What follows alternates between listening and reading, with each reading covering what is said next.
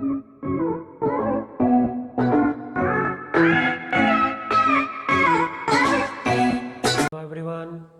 welcome back to the physics class. So today we are going to discuss moment of inertia of some rigid bodies of different shapes. Okay, and only values are there, no derivation is in the syllabus.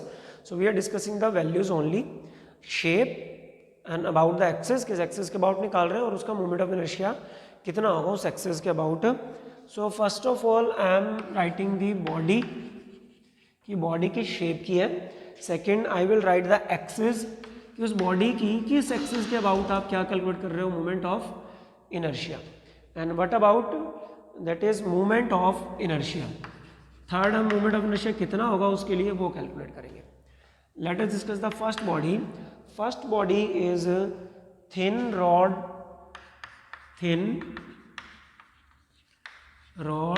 Of length L. Thin rod of length L. आपके पास एक length है L, rod है उसकी length है L, उसका आपने moment of inertia calculate करना है. एक्सिस कौन सी है? एक्सिस है passing through centre and perpendicular to rod. Axis है पासिंग थ्रू सेंटर, रोड के सेंटर से पास हो रही है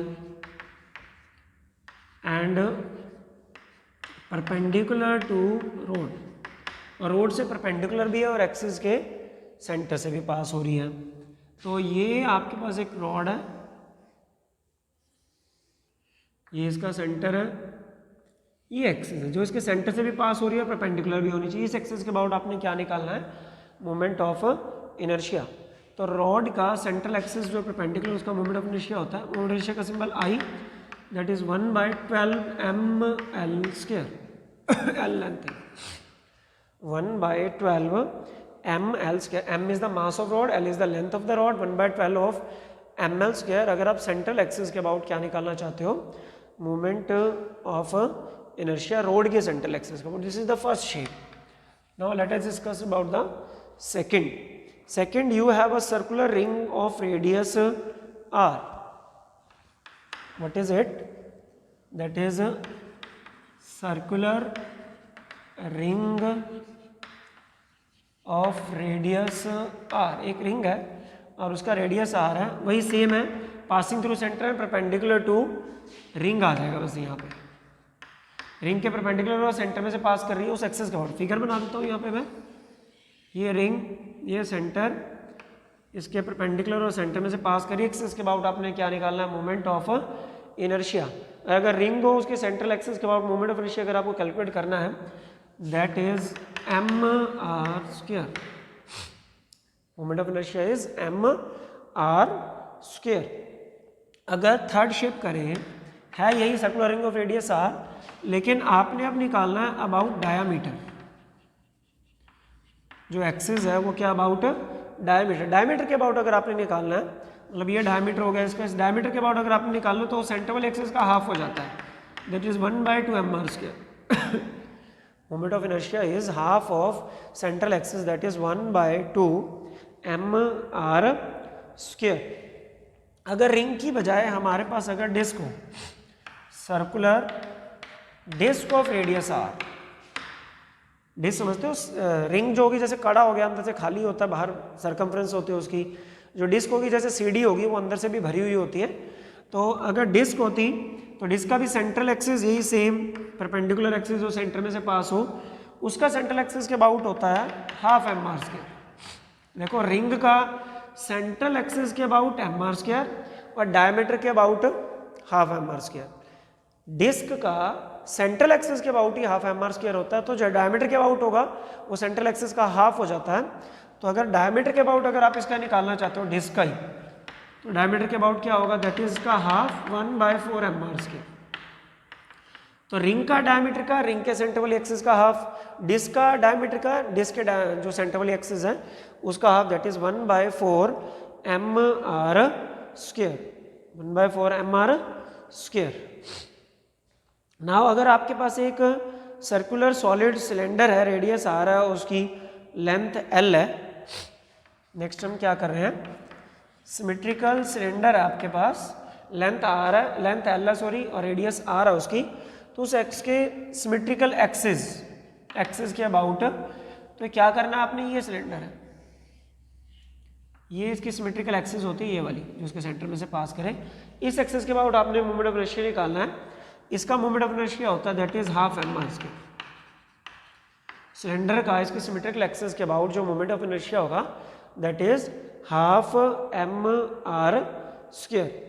ऐसी अगर आपके पास सॉलिड सफियर हो, सीखती है क्या कहता है, अगर आपके पास क्या हो सॉलिड सफियर जिसका रेडियस आर है, सॉलिड समझते हो, अंदर से फिल्ड होगा, वो खाली नहीं होगा, तो उसका डायमीटर के अबाउट आपने निकालना है। मोमेंट ऑफ इनर्शिया किसके अबाउट निकालना है, डायमीटर, तो वो डायमीटर के अबाउट आएगा that is 2/5 M R square. 2/5 M R square. What is m? M is the mass of the solid sphere. R is the radius of that solid sphere, and this is about the diameter of the solid sphere. So these are the sum of the values of the moment of inertia about the different shapes, about the different axes, and we have discussed the only values are there. No derivation is in the syllabus, so where we are not doing the derivation. I hope you all understood. Now we are doing relation between moment of inertia and angular momentum. Relation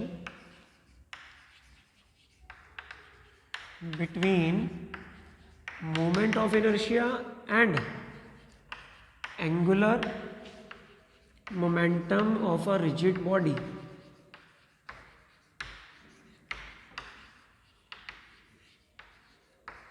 What we are doing, that we are finding the relation between moment of inertia and angular momentum of a rigid body. So let us just start with the angular momentum.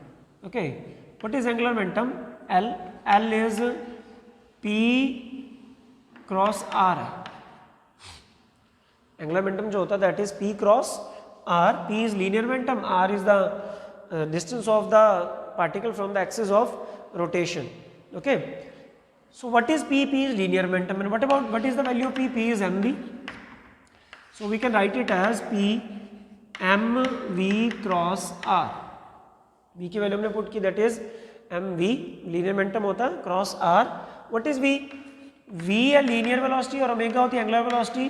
तो angular momentum करना है तो उसको V is equal to R omega भी हम कर सकते हैं, because there is a relation between linear velocity and angular velocity that is V is equal to R omega. V is the linear velocity when the body is moving along a straight line, and omega is angular velocity when the body is moving in a rotational path, circular path, rotation motion कर रही है. So now what, write it as V equals that R omega into R. Now what it becomes, that is m R omega square omega. अगर हम magnitude में एक बार ले लें, what is it? L is equal m R square omega. R दो बार था, square कर दिया तो एम आर स्क्वायर ओमेगा बना। एम आर स्क्वायर क्या होता है? That is moment of inertia. M R square is moment of inertia, so what is it? L is equal to I omega. What is the relation between angular momentum and moment of inertia? That is L equals I omega. कैसे बना देखो, हमने angular momentum से start किया। Angular momentum हमने पीछे किया हुआ है, that is the product of linear momentum of a particle and the perpendicular distance of the particle from the axis of rotation, P cross R. P mv हो जाता है, okay, P mv means mass velocity, R distance of the particle from the axis of rotation, V R omega, that is relation between linear and angular velocity, R into R, that is R square, m R omega square, m R square omega, sorry, m R square is moment of inertia, so write it as I into omega, so L is equal to I omega. What is this now? L equals I omega. L is angular momentum, I is moment of inertia, omega is angular velocity of the body. So L is equal to I omega. Now what is the relation between torque and angular momentum? That is T torque is equal to dl by dt. जैसे F is equal to dp by dt होता था linear motion में, force is equal to rate of change of linear momentum. Angular motion में अगर बात करें, मतलब rotation motion में, torque is equal to dl by dt, torque is equal to rate of change of angular momentum. Putting the value of angular momentum, if there is body is in equilibrium, अगर body equilibrium में है, law of conservation of angular momentum के according अगर body, यहाँ से हम discuss करते हैं अब law of conservation of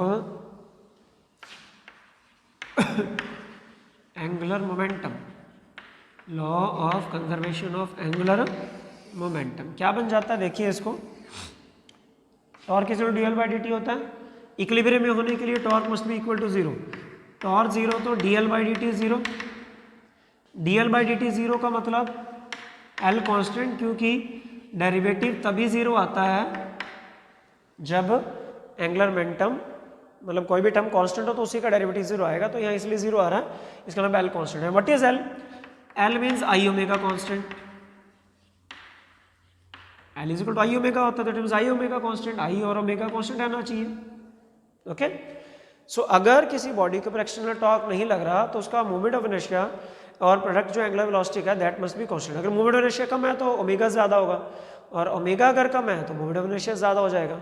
so this is the law of conservation of angular momentum. हम कुछ इसकी डिस्कस करते हैं एप्लीकेशंस। अब इसकी एप्लीकेशंस में सबसे पहला आता है कि कोई भी प्लैनेट अगर सन के राउंड रोटेट करता है, दिस इज द सन, हमारी इसके बाद की यूनिट आएगी ग्रेविटेशन, वो एलिप्टिकल पाथ में माना जाता है।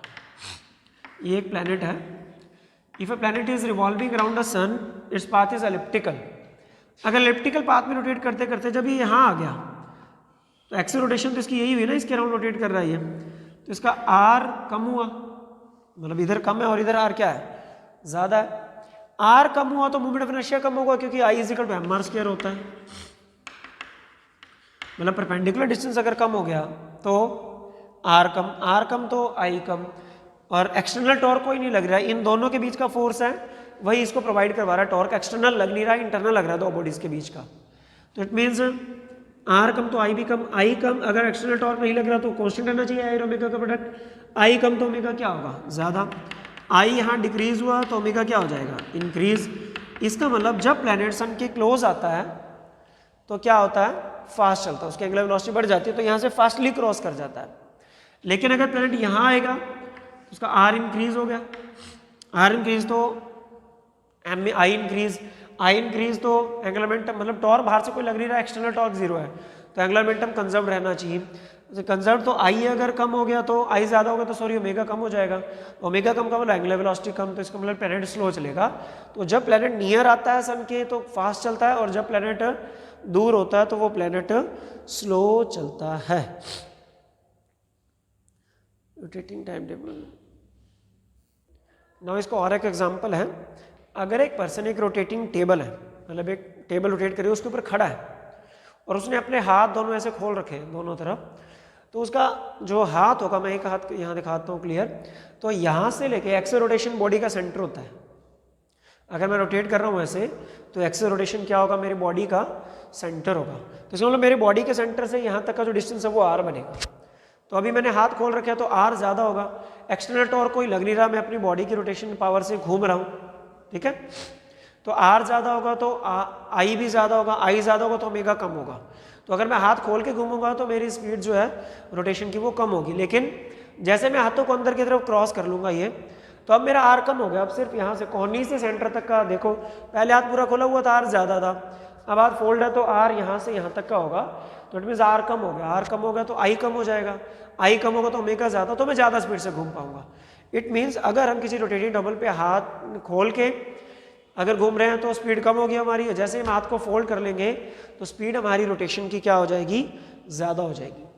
ओके, तो दिस इज दी, जब भी कोई जैसे डाइवर है या आपने कभी बिल्ली को जंप करते हुए देखा हो, बिल्ली अगर एक हाइट से, कैट जो होती है हाइट से अगर ग्राउंड पे जंप करती है तो अपनी ना बॉडी को स्ट्रेच कर लेती है, खींच लेती है, उसकी पूंछ भी देखना जंप करते वक्त कभी सीधी होती है बिल्कुल, वो बॉडी को ना स्ट्रेच कर लेगी अपनी, कभी भी ध्यान से देखना उसको।